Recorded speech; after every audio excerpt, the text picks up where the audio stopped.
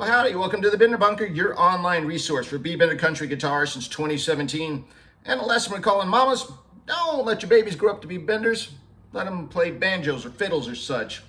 You know, it occurred to me the other day that after 5.5 years or so running this channel, I've yet to do a full-on Texas theme type lesson. So I think we're aiming to correct that today. Now, before I do much more rambling, I do want to take a second and remind you, the home viewer, that you're in control of your Bender Bunker experience. And you exercise that control with your mouse and the chapter headings located at the bottom of your screen. Now, if you take a look down there, you're going to see we're in a chapter heading right now called Intro Talk. And yes, I am going to be talking a bit more, but if you're not interested in that, use your mouse, hit chapter 1, you get straight to the hot bender action and where the lesson starts. So there's always that option for you. Now, if you stick with me here on Intro Talk, I'm going to walk you through the creative process of what led to this lesson and how it all came about as a result of 7 notes. So if you're interested in that little divergence there before we start the hot bender action, stick with me. If not, then go ahead, hit chapter 1 and I'll see you there. So here I was in the bunker doing some spring cleaning the other day, and I've got the classic country on the speakers as you do, and the song comes on I have not heard in years, and it's one of my favorites from one of my all-time favorite classic country albums of my youth in the mid to late 70s when I was growing up about an hour south of here in San Antonio. And so the song is Don't Cuss the Fiddle by Waylon and Willie. Off, I think it's about a 1978 album of theirs, and I hadn't heard that song in years. Now, Don't Cuss the Fiddle is a fun song because musically, it's pretty much a rewrite of Good Hearted Woman. And so they even start singing Good Hearted Woman at the end of it to let you know they know. And I'm enjoying it, sort of like an old friend to stop by because I just have not heard that song in years. It's got some really nice lyrics. And the pedal steel player jumps in about halfway through, starts adding his fills into the mix, enjoying those. And then he gets to a 7-note run that I just caught my ear, and I said, man, I think I need to borrow that, if you know what I mean. And so the song's in D, goes to G, A, back to D. It just kind of cycles through those 3 chords. And when he gets to the G section, he starts off with a very traditional pedal steel run that us Bender players copy all the time. And then he goes into the 7 notes. So something along the lines of this.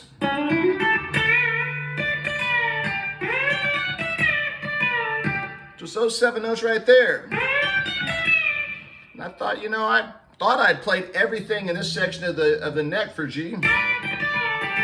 Everything in between those notes, but no, I hadn't played those 7. So I plug in the Bender guitar, I pick them up real quick. Now I'm playing along with Don't Cuss the Fiddle over the studio monitors, and that segues into a game I play a lot here in the studio called Sitting In With the Band, where I pretend I'm in the studio with whoever's playing on the speakers and I come up with something on the Bender guitar just to kind of push myself and hopefully come up with something new. So in this case, I like to think I'm in the studio with Waylon and Willie, and maybe Waylon leans over and says, okay, Bender boy, let's see what you got, Hoss. And so I take a few passes with the Bender guitar, and what I came up with is what you just heard in the intro and what I'll be showing you today. So if that sounds good to you, I'd say let's get ready now. I think we've got everything in place. Waylon and Willie, both born in Texas. I'm born in Texas. The backing track I lifted from Don't Cuss the Fiddle, which is really from Good Hearted Woman, which is now this lesson. Good Lord, those 3 chords get a lot of mileage. So I think we're all set to go to check all the boxes to have a Texas theme, Texas style lesson ahead of us. So all that's left to do is for you to decide if you want a cold Lone Star or Pearl beer, because we want to stay period correct, of course. And growing up in San Antonio in the mid to late 70s, like I said, that's all I ever remember seeing my family drink. It was Pearl or Lone Star and maybe a little Coors towards the end of the 70s. Came down from Colorado. That's about it. Now, of course, these days you walk into the grocery store and the beer aisle's about a mile long, and I love that because I do love variety. But, you know, hey, speaking of beer, if you ever want to buy the band a beer, we call it a virtual beer donation, and you can send one over the amount of your choice safely and securely to the Bender Bunker via our PayPal account. And there's a direct link to that in the details section below. A lot of folks have done that recently, including overseas outside the U.S., and thanks to everybody that has. Very much appreciated. Also, if you are enjoying this lesson, looking forward to what's ahead, and maybe enjoyed some of the previous lessons, give us a quick thumbs up. Let that YouTube algorithm know you enjoy the hot bender action. You might like to see more in the future, and who knows, they may even show you more. I don't know. They just say this works. Appreciate it. Also, I see some new faces out there, especially you. Don't recognize you. Love to have you in the Bender Bunker family, though. And I urge you to utilize that subscription button. Become a subscriber there in the bottom corner. And that way you won't miss anything coming up here in the future, weeks, months, and years ahead. All right. I gave you ample time to get the beverage and the bender of your choice. So I say let's get rolling now with Mamas. Don't let your babies grow up to be benders here at the Bender Bunker. Okay, chapter 1, the intro, kind of the appetizer before the entree, if you will. And I never really go straight, as you know from the intro videos, I never really go straight into the lesson. I try and warm up. I don't want to pull a musical hammy, get straight to it. So kind of some freeform playing. And this time I threw a lot of bender parts in, wasn't really thinking about what I was doing. So I figured we got to go over a few of those in case some of them caught somebody's ears. They might want to learn them. So I'm going to spend a real quick bit of time here in the intro on the bender sections primarily. So dominant key of D, goes to G and A and back to D, and of course what I'm doing on the lead sections and the benders is going to correspond to those key changes. So we're coming out of the gates in D, so I'm doing just a standard, not really thinking about it, twang lick into a pre-bent D7th chord. Sounds like this.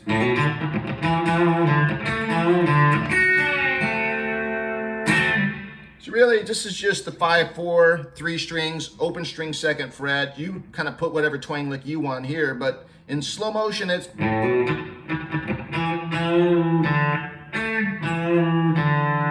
That's it. Really what I'm doing is setting myself up for that D7th chord pre-bent with the bender.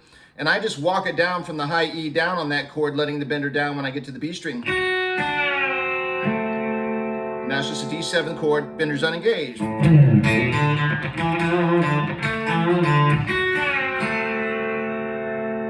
All right, backing track's going to G. I'm sitting there on a D7th chord, bender's unengaged. I'm thinking, again, this is the intro. What's the simplest thing to do, you know, related to where my hand is on the neck? And I'm thinking, let's just go and work with the top 4 strings of a G bar chord. So I only have to go like that to that.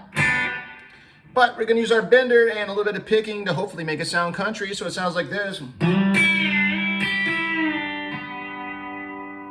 All right, the way I did that was sitting there on that D7th chord. Now I'm going to let my ring finger slide up on the 4th string to the 5th fret, and that allows me to start making the top 4 strings of that G bar chord shape. So my index finger is going to the B string 3rd, so it's really a 4-2 situation out of the gate.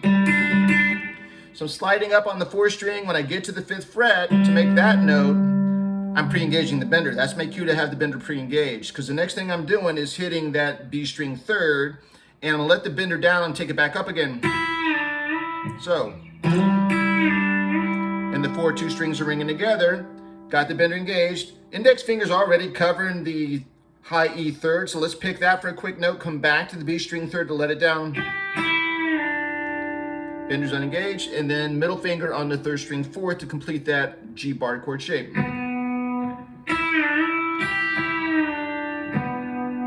All right, so coming out of that D7th into the G.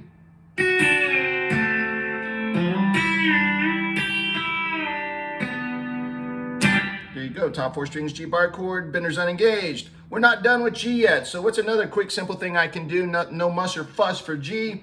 I love harmonics. You've been watching this channel, you know that. I'm coming up here and doing this run.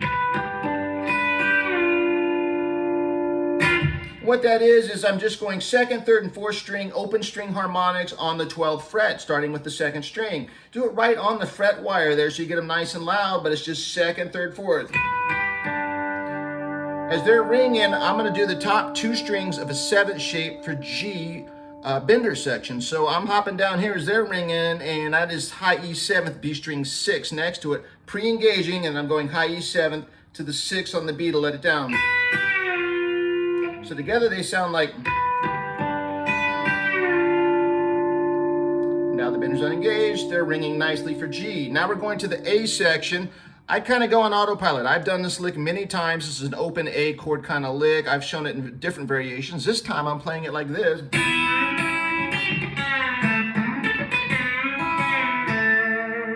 Sounds tougher than it is. Let's go over it real quick. So what I'm going to do is I'm down picking the top 2 strings open, and I'm taking the bender up at the same time and holding it for a second. That's all that's happening there. I'll pull back so you can see more of the pick hand. So all I've done is... Now everything I'm about to do is alternating between the high E and the B string open. High E, B, and then I'm going to go one note that's not open, which is high E 3rd. That's just that 1. Now back to B open, high E open, back to the B to let the bender down, and end on an A note, 3rd string 2nd. So again.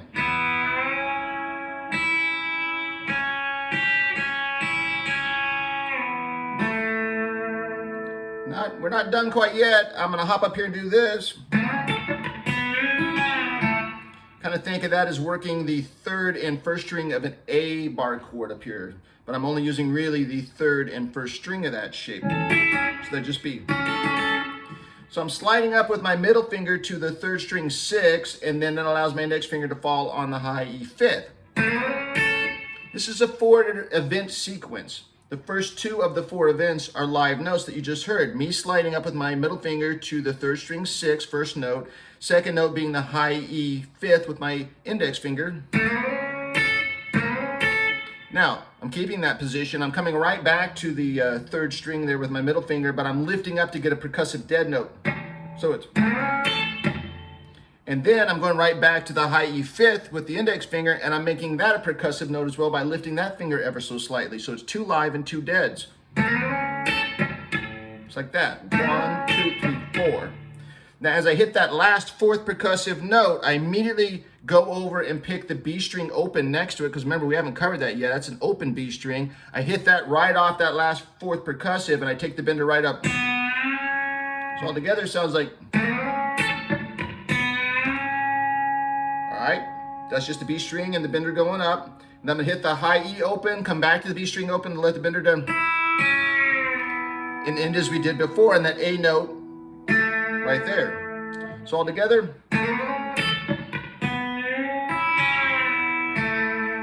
All right, that sequence all together, that A sequence.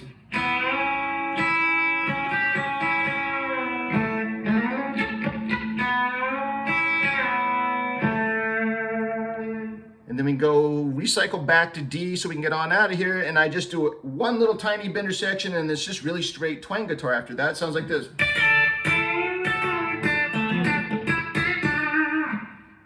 So to get back up here, D, let's keep in the theme of using those bar chord shapes. If we were making a high bar chord for D up here, the top 2 strings of that would be the 10th fret. So I'm hopping up here with my little finger on the top 2 on the 10th, right? By the time I get there, I pre-engage the bender, and I'm going high E into the B string, and I'm letting the bender down really kind of quick. Like that. Bender's unengaged now, right? And the minute I come off that unengaged bender on that B string, I'm letting my middle finger fall right next to it on the G string, 3rd string, 9th. And then when I get there, so it's high E into the B down on the bender, right there on the 10th. And then the middle finger falls right there, G string 9th. And then I'm hitting the 2 strings together. So that's B string 10th and G string 9th. And then I'm letting my middle finger take the G string 9th up a full step bend. Remember, you're hitting the 2nd string and 3rd string together for that bend. Hold it for a second. Now I'm hitting that B string 10th, still covered, and then I'm hitting the G string to let the bend back down. So G string goes up, G string comes down. There we go. And then the next thing I'm doing is index finger drops down to G string 7th, and now I'm hitting, again, the B string 10th, still covered by my little finger, and the G string 7th together on 7th. There's no bending, there's no benders, nothing. So again, pre-bent bender, top 2 10.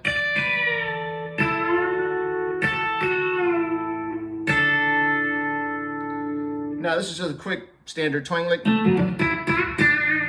And that is just the 7th and 9th frets on your 4th and 3rd string. That is starting on the 4th string and going up to the 3rd string 7th. And then 3rd string 9th. And then ending there on 3rd string 7th.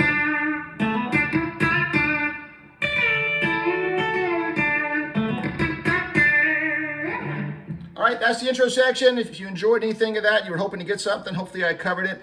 Now, strap in and let's get to the main entree there, Chapter 2. Okay, Chapter 2, the main lick, the main entree, if you will, and let's divide and conquer this. This is the first part we're going to work on.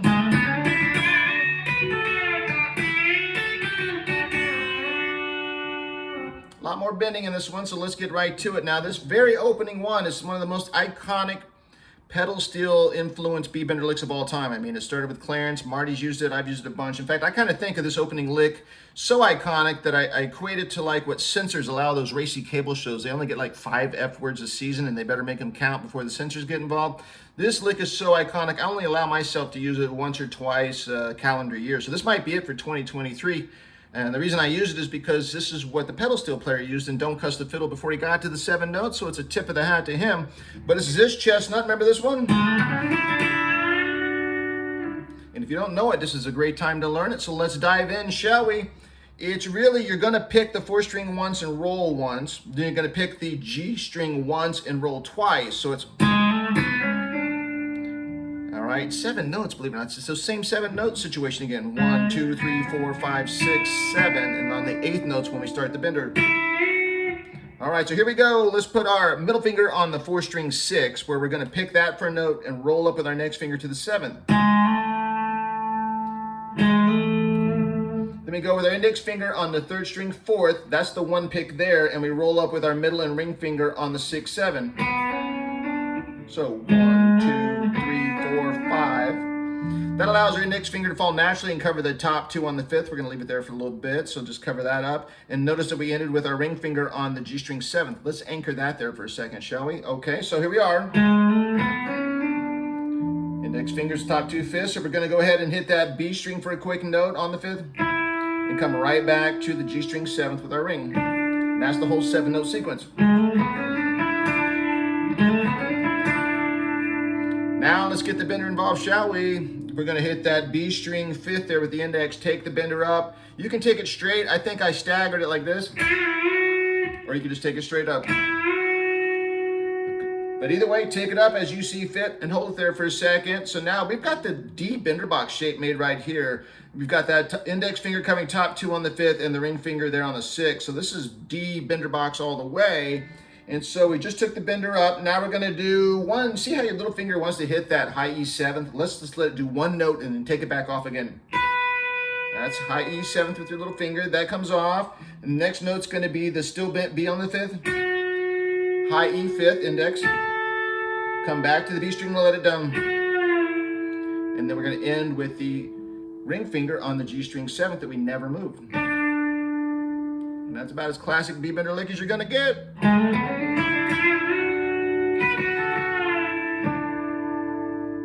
And the bender's unengaged. Now we do this. So instead of covering the top 2 on the 5th with our index, we're gonna substitute these fingers for this lick. So the middle finger is now substituting over the middle finger on the B string 5th and the ring finger next to it on the E string 5th. And we start by hitting the B string 5th, take the bender up, and then a note on the high E next to it, and then back to the B string. And then let's go high E 3rd with our index finger, and then go back to the still bent B on the 5th. So when we take the bender up, we just hold it there and we don't let it back down for the sequence.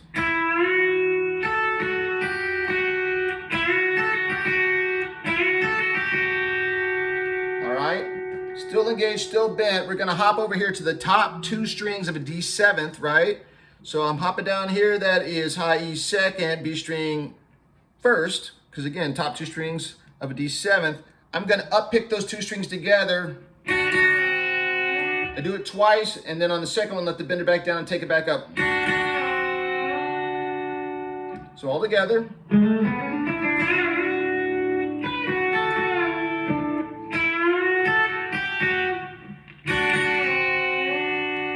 Right there, and the bender's still engaged. All right, let's go next. All right, so we did that top 2 strings of a D7, still engaged. Now we're gonna pop up here to the G bender box area and do this. So we've still got a pre-engaged bender here. We're gonna use it to our advantage. And remember how when we were doing the G in the intro lick, we were doing the 4-2 strings together? That's what we're doing here in the G bender box area. But this time we're going way up the neck with the bender still engaged. I'm starting by picking the 4th string and using my ring finger to slide all the way up to the 12th fret on the 4th string. That allows my index finger to fall on the B string 10th. So again, it's a 4-2 string situation on the 12th and 10th frets. So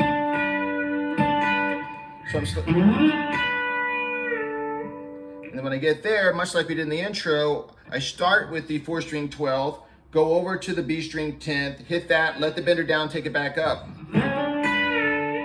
But we're coming in pre-engaged. So that way we can go down and back up with it again.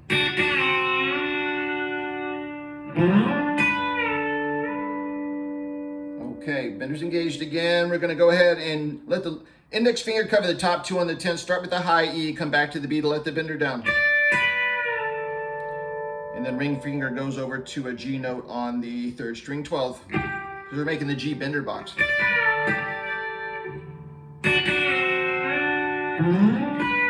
You do want to, when you get to about there on the neck, you want to start hearing your slide up to that 4th string 12. So here's coming off the top 2 on the D7.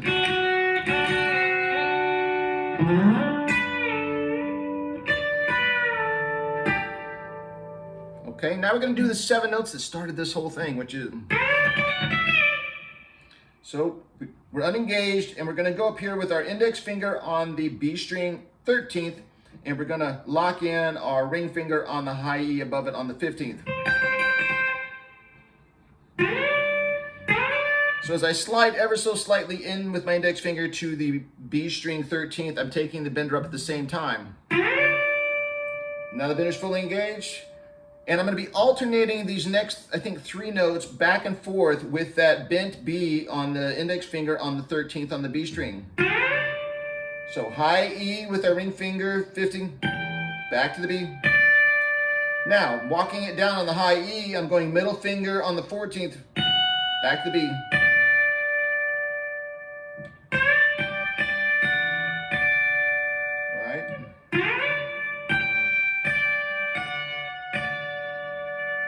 And now what I'm doing is I'm letting my index finger go to the high E 12th for a note. And then the last thing will be is my ring finger's going over to the B string 15th, hitting that note to let the bender down. So all together, that sequence is...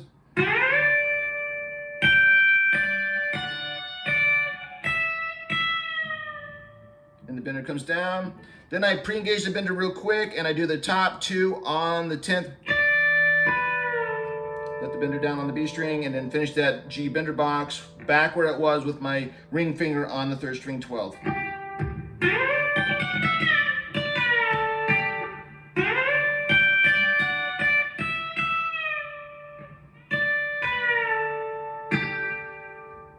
All right, all together.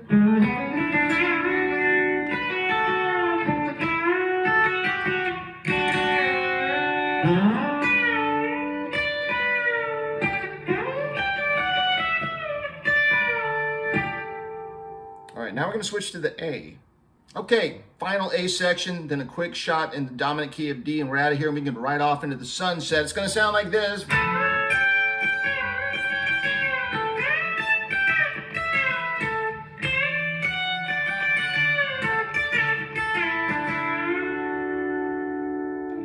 So let's knock that out so you can have some fun now. Okay, to get this A party started, it is a 3-note chord position way up here on the neck. So I'm going to call out the frets and fingers. You're going to do index finger on your 2nd string 12th, middle finger on the 3rd string 14th, and your high E is going to be covered on the 15th by your little finger. So starting on the high E, fret positions are 15, 12, 14. And this is for our final A run, okay? It's going to sound like this with that position. So now we're going to start by down picking the 3rd and 2nd string together and taking the bender up and holding it. All right, hold that bender there. Now we're going to do 2 notes on the high E 15th. Now we're going to hit the B string there with the benders already engaged. We're going to unengage and re-engage. All right, so now we're re-engaged. Now we're going to go triplet back and forth on the top 2 strings starting on your high E. 1, 2, 3.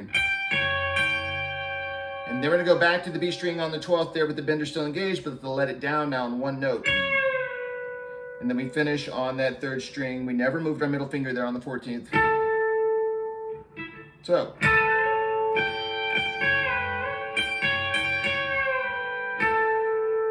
we've got that 3-note chord position ringing. We're not done with A yet. Now we're going to do this. So just came into that position. We've still got our index finger on the 2nd string 12th. That's okay. Now we're going to pick that, slide it up from the 12th to the 15th, and as we slide it up, we're also going to be engaging our bender fully, so it's fully engaged by the time we get to the 15th, so it's going to give us this sound. Right? And then once we do that, we instantly go ahead and hit the high E 17th for 1 note with our ring finger. At this point, it allows our index finger there to cover the high E 15th as well. It's naturally doing it. We'll do 1 note on the high E 15th, and then we're going to go ahead and hit the B string and let it down there. Like that. So coming out of the A.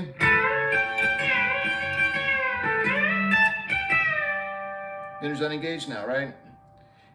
What we're gonna do now is, we've got the index finger covering the top 2 on the 15th. Let that slide down to the top 2 on the 12th, because we're still playing an A and we want to work out of the A high octave bender box. Quick pre-engage, and then high E, B string down on the bender. And then right where this was before, that's a ring finger on the 3rd string, 14th, making that high A bender box.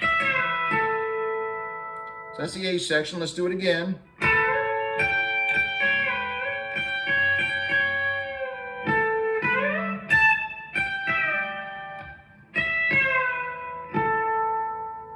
Now we're done with A, so we're going to go to the final pass on D, and then we're done.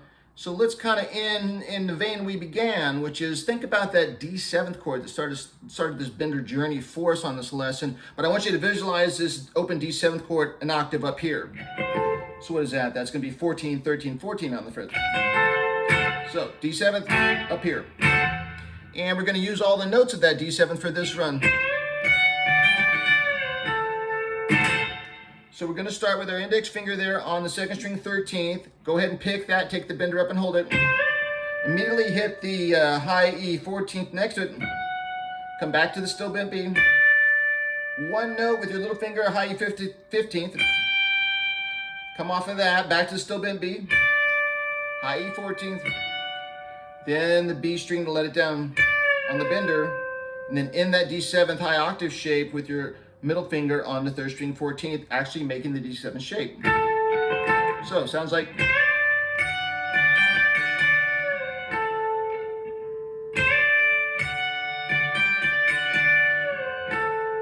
All right, all together.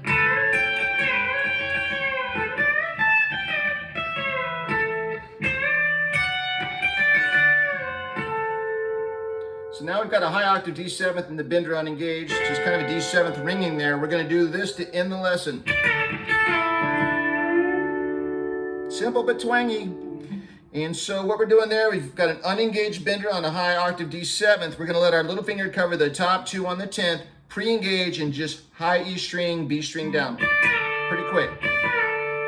Bender's unengaged now. Let's take that index finger, let it do what it just did, but down here on the 5th fret, top 2 on the 5th, pre-engage. But this time we're going into the 3rd string 7th to make the full D bender box. So you go. Those 3, right? So the bender comes down. They're ringing together. And then we down pick starting on the 3rd string 7th to the top 2 on the 5th and take the bender up. So that high octave D7th down to the end like this.